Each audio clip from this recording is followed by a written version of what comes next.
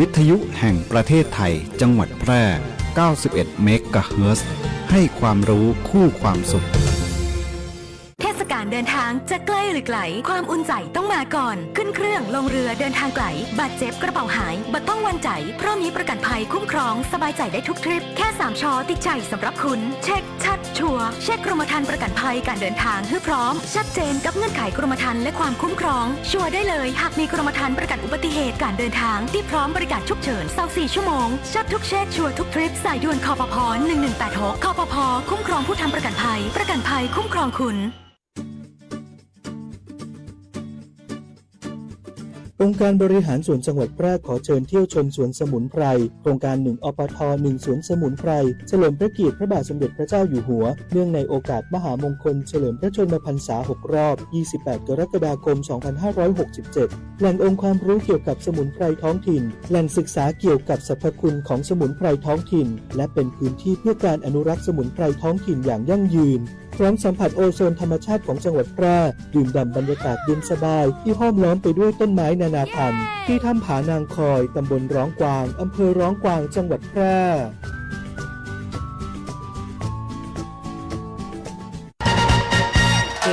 ธนาคารอาคารสงเคราะห์มีโครงการสินเชื่อ Happy Home อัตราดอกเบี้ย5 ปีแรก 3% ต่อปีระยะผ่อนชำระสูงสุดนาน 40 ปีสำหรับคนที่จะซื้อบ้านห้องชุดคอนโดมิเนียมปลูกสร้างและซื้ออุปกรณ์หรือสิ่งอำนวยความสะดวกที่เกี่ยวกับบ้านที่อยู่อาศัยไม่เกิน 3 ล้านบาทสนใจรับรหัสเข้าร่วมโครงการตั้งแต่วันนี้แบบง่ายๆเข้าไปที่แอปพลิเคชัน GSB OJ พร้อมสมัครล่า GSB บัตรดีแล้วคลิกที่เมนูบริการพิเศษรับรหัสพวกเรานำไปประกอบการยื่นขอสินเชื่อได้ทันทีและทำนิติกรรมภายใน30 ธันวาคม 2567 หรือโทรสอบถาม 054-621-490-5 ธนาคารอาคารสงเคราะห์ทำให้คนไทยมีบ้านสักบ้านคอยเราให้เข้าไปอยู่ดูแลผู้มาช่วยกันเฝ้าระวังไฟป่ามาผู้ก่อว่าภาคเหนือมีพื้นที่เผาซ้ำซากสูงถึง10 ล้านไร่กว่า 90% ของไฟป่ามาจากฝีมือมนุษย์ตีเผาเพื่อหาเห็ดของป่าและการเผาเศษซากพืชหลังการเก็บเกี่ยวบ่ว่าจะเป็นต่อสั่งข้าวโพดเลี้ยงสัตว์หรือนาข้าวฝุ่นควันจากการเผาคือ PM 2.5 ภัยเงียบติยะฮืออายุสั้นลงถึง1 ปีจากทั้งปอดอุดกันมะเร็งหัวใจล้มเหลวและสมองเสื่อมวร่วมใจคนไทยหยุดเผาคืนลมหายใจสะอาดให้ลูกหลานกับโครงการจัดยะนโยบายการเปลี่ยนแปลงการใช้ประโยชน์ที่ดินเพื่อบริหารจัดการ PM 2.5 สนับสนุนโดยวช.สำนักงานการวิจัยแห่งชาติช่วยกันรักษาบ้านสวนให้นาบ่ฮือไฟป่ามันเข้าขบวนยาวแต่เราเอามาทั้งอำเภอ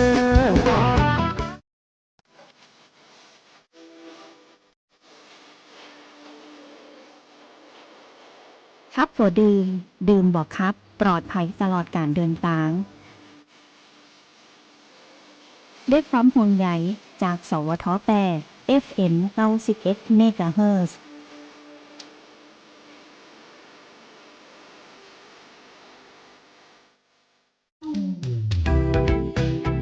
คุณกำลังฟัง FM 91 เมกะเฮิรตซ์สถานีวิทยุกระจายเสียงแห่งประเทศไทยจังหวัดแพร่ให้ความรู้คู่ความสุข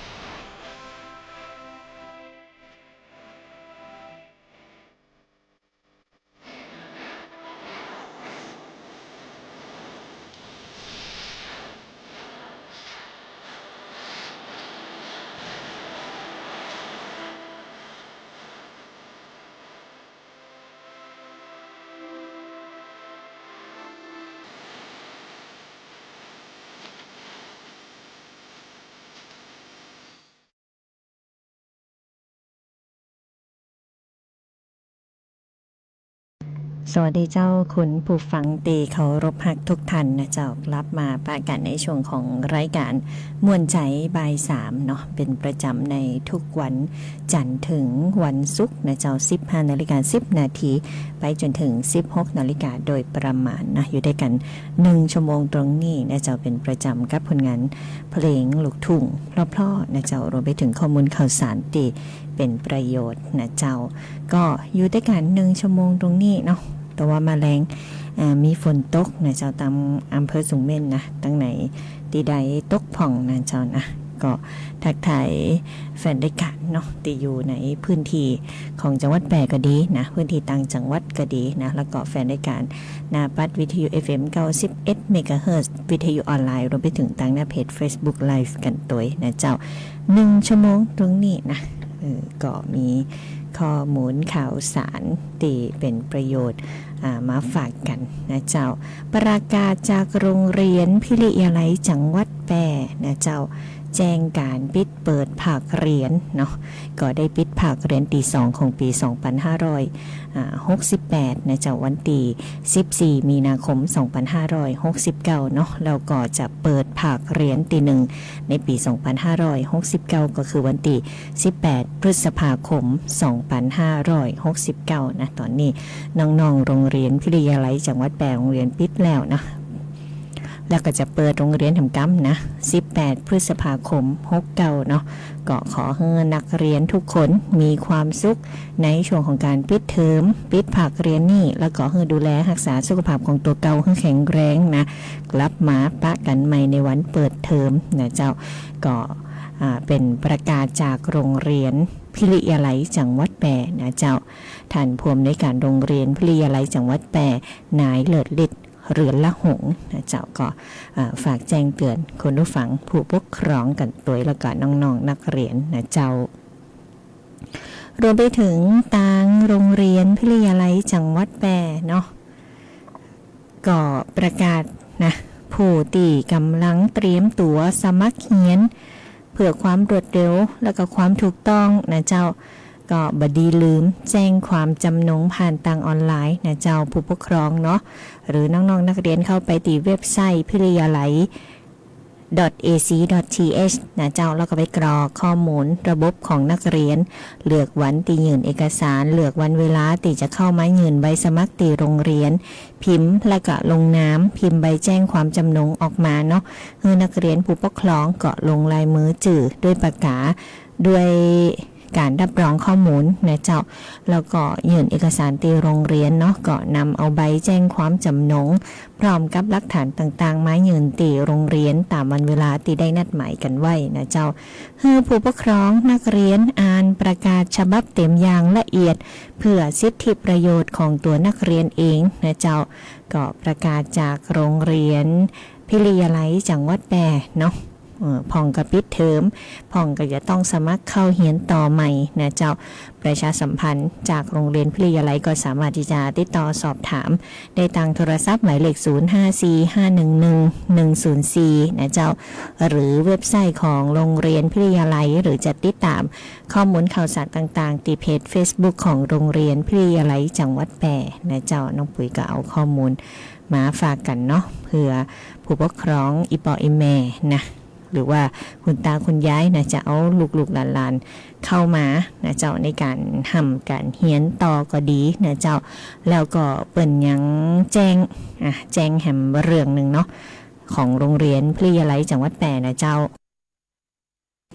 การรับสมัครนักเรียนประเภทที่เป็นนักเรียนของ่ายระหว่างปีการศึกษา2569เนาะแนวทางในการปฏิบัติรับใหญ่นักเรียนเข้าเรียนระหว่างปีการศึกษา2569ก็มีม.2 ม.3 ม.5 ม.6 นะเจ้าผู้ปกครองนักเรียนดาวน์โหลดแบบคำร้องกรอกข้อมูลให้ครบถ้วนแบบหลักฐานประกอบเขียนตีระบุนะเจ้าเงื่อนหลักฐานเอกสารต่างๆที่ห้องวิชาการของโรงเรียนพิริยาลัยจังหวัดแปรตั้งแต่วันที่1ถึง31มีนาคม2569นะเจ้าเว้นวันหยุดราชการวันหยุดนักขัตฤกษ์ นะก็คือมายืนในวันเวลาราชการนะเจ้า1ถึง31มีนาคม2569วันนี้16มีนาคมแล้วนะเจ้าก็คือผู้ปกครองนักเรียนนะศึกษารายละเอียดประกาศของการรับสมัครการย้ายการขอย้ายคือครบถ้วนนะเจ้าเพื่อรักษาสิทธิประโยชน์ของตัวเองเนาะดำเนินการสมัครคือถูกต้องตามระเบียบนะเจ้าก็ยื่นคำร้องได้ตีห้องวิชาการของโรงเรียนพิทยาลัยจังหวัดแปรนะเจ้าวันที่1ถึง31มีนาคม69เป็นวันยื่นคำร้องเนาะวันที่28ถึง30เมษายนเป็นวันพิจารณานะทางโรงเรียนจะพิจารณานะเจ้าแล้วก็วันที่4ถึง8พฤษภาคมเนาะเปิ้นก็จะประกาศผลแล้วก็จะมีการรายงานตัวนักเรียนนะเจ้าในวันที่12ถึง15พฤษภาคม2569นะเจ้าคุณผู้ฟังผู้ปกครองนะติดต่อข้อมูลข่าวสารกับติดตามข้อมูลข่าวสารต่างๆนะเจ้าได้ตั้งโรงเรียนพิทยาลัยจังหวัดแปรนะหรือเว็บไซต์หรือทางเพจ Facebook นะเจ้าใครติดตามผ่านทาง Facebook Live เนาะเดี๋ยวน้องปุ๋ยขึ้นทิ้งไว้ให้ติหน้าจอเนาะเอาเผื่อว่าบ่ได้ฟังตอนนี้นะก็อาจจะไปย้อนกลับมาดูได้นะเจ้าไปฟังผลงานเพลงกันก่อนเจ้า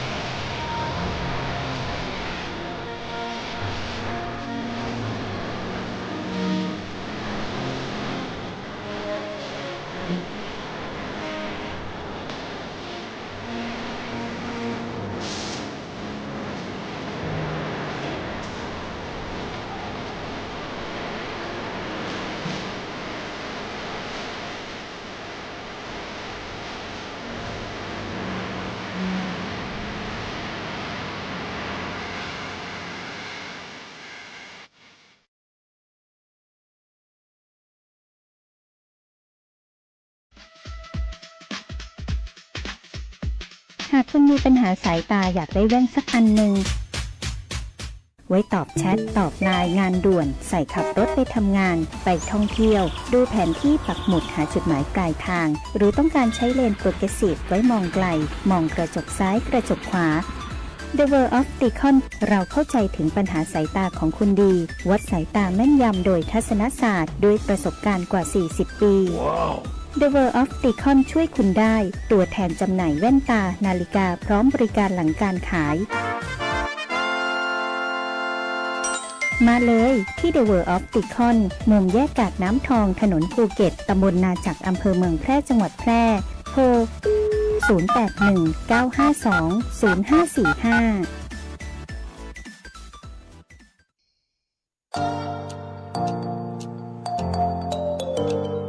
ถ้าคุณกำลังถามตัวเองว่าเรียนอะไรดีที่จบแล้วมีงานทำจริงเรียนอะไรที่ต่อยอดชีวิตได้ไกลกว่าห้องเรียนหยุดคิดไว้ตรงนี้เพราะคำตอบอยู่ที่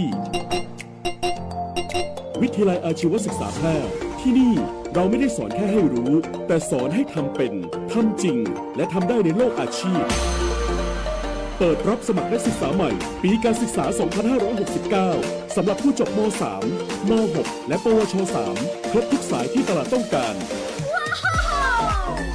ทั้งการบัญชี การตลาด การจัดการสำนักงานดิจิทัล การจัดการโลจิสติกส์และซัพพลายเส้นคหกรรมศาสตร์อาหารและโภชนาการแฟชั่นสิ่งทอดิจิทัลกราฟิกวิจิตรศิลป์การโรงแรมการท่องเที่ยวเทคโนโลยีธุรกิจดิจิทัลและเทคโนโลยีสารสนเทศเรียนได้ตั้งแต่ปวช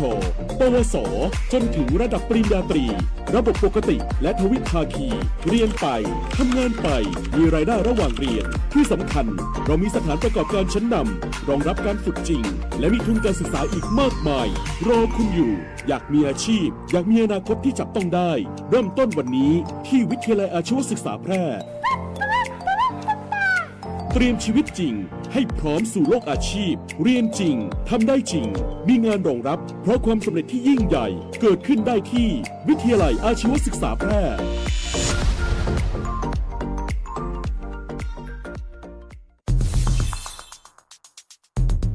แค่ 3 ปีความเสียหายจากอาชญากรรมไซเบอร์ของคนไทยพุ่งทะลุถึง 94,000 ล้านบาทหรือเฉลี่ยปีละ 30,000 ล้านบาททุก1ชั่วโมงเราเสียเงินกว่า 3.4 ล้านบาทให้กับมิจฉาชีพออนไลน์โจรไม่เห็นใจคนอาชีพไหนอายุเท่าไหร่สถานะทางการเงินแบบใดหมอพ่อค้านักธุรกิจนักเรียนแม่บ้านข้าราชการเกษียณทุกคนตกเป็นเหยื่อได้เสมอและวันหนึ่งอาจเป็นคุณหรือคนที่คุณรักเพราะจุดอ่อนร่วมของเหยื่อคือความเร่งรีบ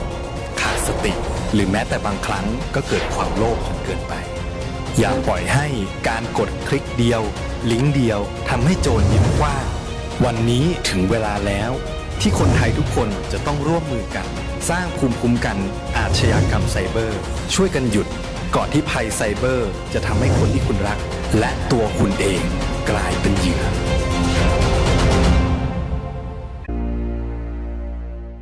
มาช่วยกันเฝ้าระวังไฟป่ามา ผู้ก่อว่าภาคเหนือมีพื้นที่เผาซ้ำซากสูงถึง10 ล้านไร่กว่า 90% ของไฟป่ามาจากฝีมือมนุษย์ตีเผาเพื่อหาเห็ดของป่าและการเผาเศษซากพืชหลังการเก็บเกี่ยวบ่ว่าจะเป็นต่อสั่งข้าวโพดเลี้ยงสัตว์หรือนาข้าว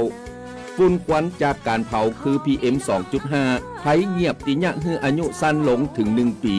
จากทั้งปอดอุดกันมะเร็งหัวใจล้มเหลวและสมองเสื่อมวร่วมใจคนไทยหยุดเผาคืนลมหายใจสะอาดให้ลูกหลานกับโครงการจัดยะนโยบายการเปลี่ยนแปลงการใช้ประโยชน์ที่ดินเพื่อบริหารจัดการ PM 2.5 สนับสนุนโดยวช.สำนักงานการวิจัยแห่งชาติช่วยกันรักษาบ้านสวนให้นาบ่ฮื้อไฟป่ามันเข้าขบวนยาวแต่เราเข้ามาทั้งอำเภอ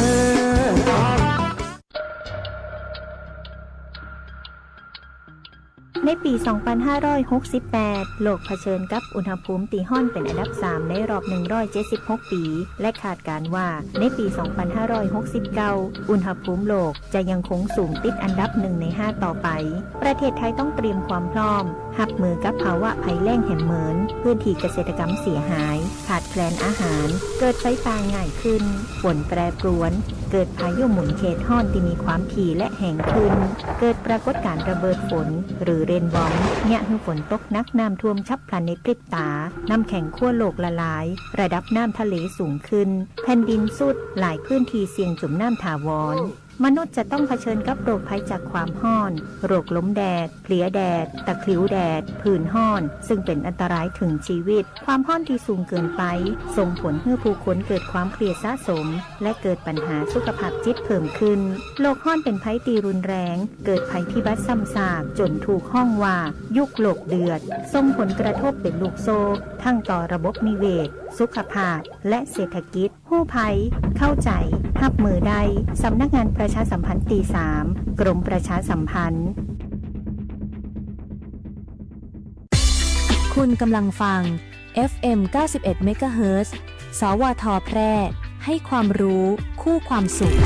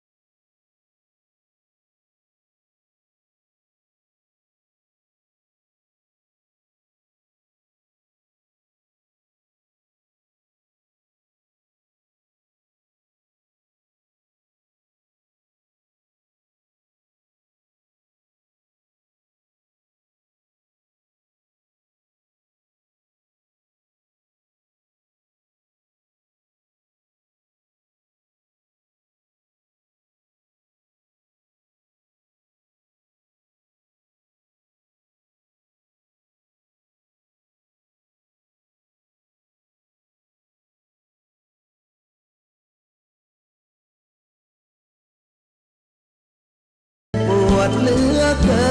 นแรงเงินสู่เขาบ่ได้บ่อยากห้องให้แต่น้ำมันไหลออกตา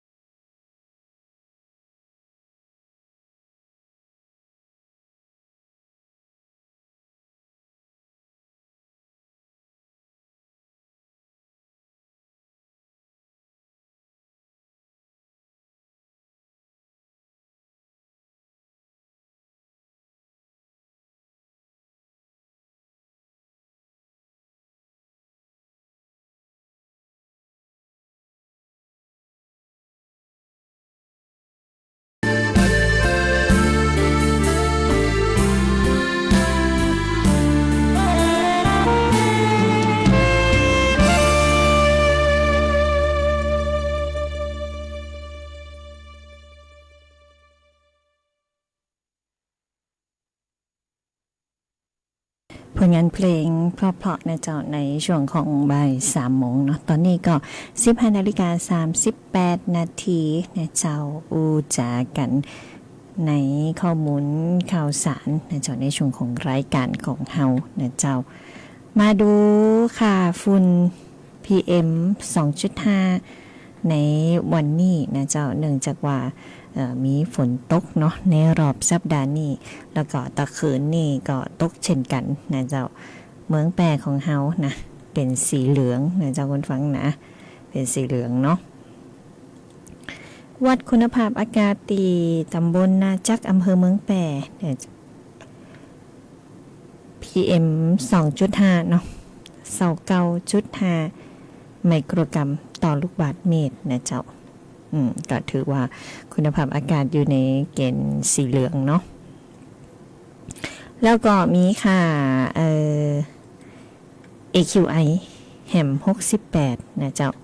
แต่โดยภาพรวมนะของภาคเหนือเฮาเนาะ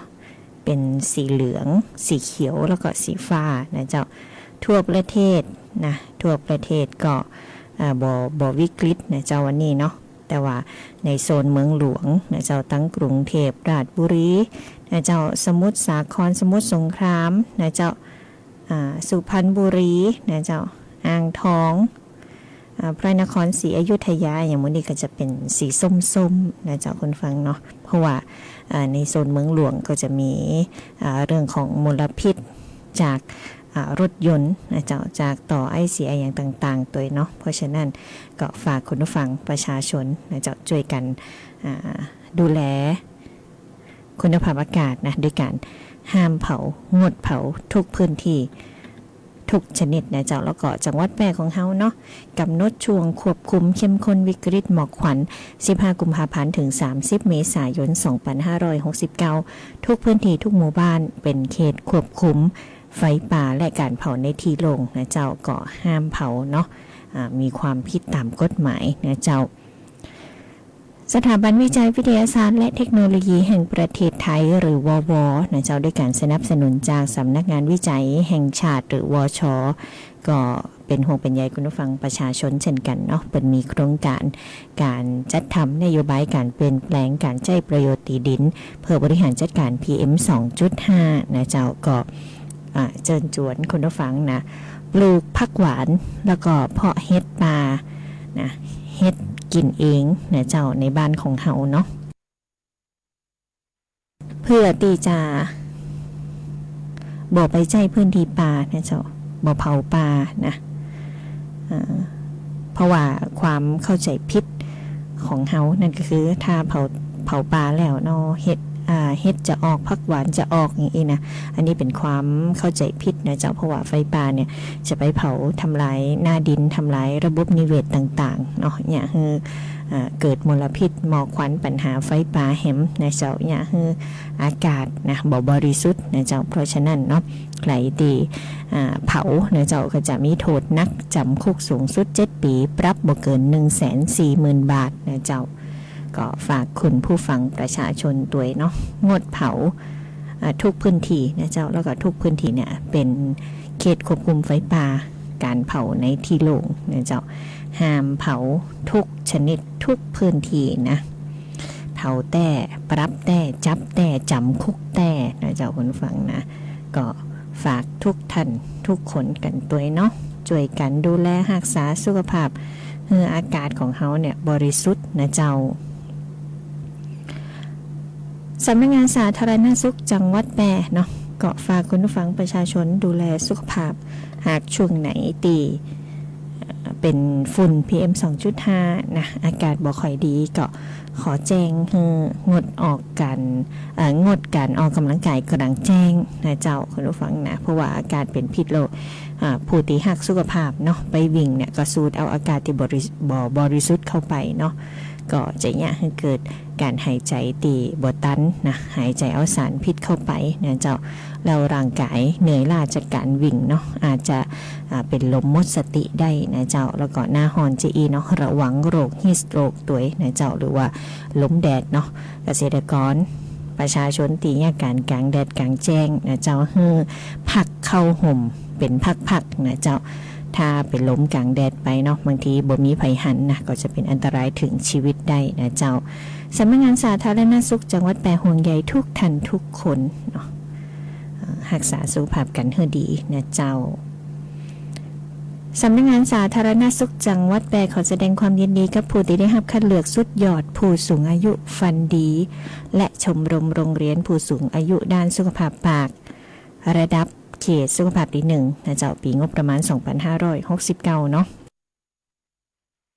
ก็ขอแสดงความยินดีกับนางระเบียบทองประไพนะเจ้าอายุ84ปีผู้สูงอายุตำบลน้ำรัดอำเภอหนองม่วงไคจังหวัดแปรนะเจ้าได้รับรางวัลชนะเลิศสุดยอดผู้สูงอายุฟันดีที่มีอายุ 80-89 ปีเขตสุขภาพที่1นะเจ้าแม่ระเบียบทองประไพนะอายุ84ปีแล้วก็ขอแสดงความยินดีกับชมรมผู้สูงอายุของตำบลน้ำรัดตัวเนาะที่เปิ้นได้รับรางวัลรองชนะเลิศอันดับ1ชมรมผู้สูงอายุด้านสุขภาพช่องปากเขตสุขภาพที่1นะเจ้าสำนักงานสาธารณสุขจังหวัดแปรก็ยินดีตัวเน้อนะเจ้าก็เอาข้อมูลข่าวสารนะมีประโยชน์มาประชาสัมพันธ์ทุกท่านทุกคนได้ติดตามข้อมูลข่าวสารกันเจ้าไปฟังผลงานเพลงมวนๆกันต่อเลย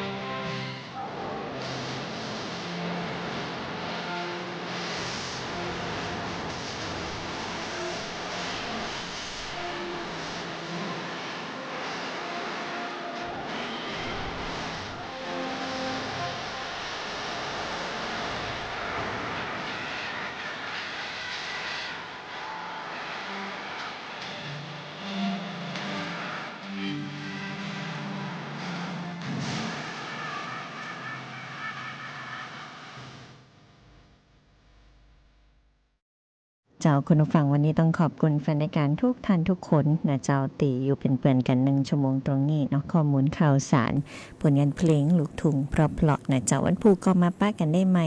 ติเก่าเวลาเดิมนะเจ้าสำหรับในวันนี้น้องปุ๋ยลาคุณผู้ฟังไปก่อนนะเจ้าโชคดีมีความสุขทุกท่านสวัสดีเจ้า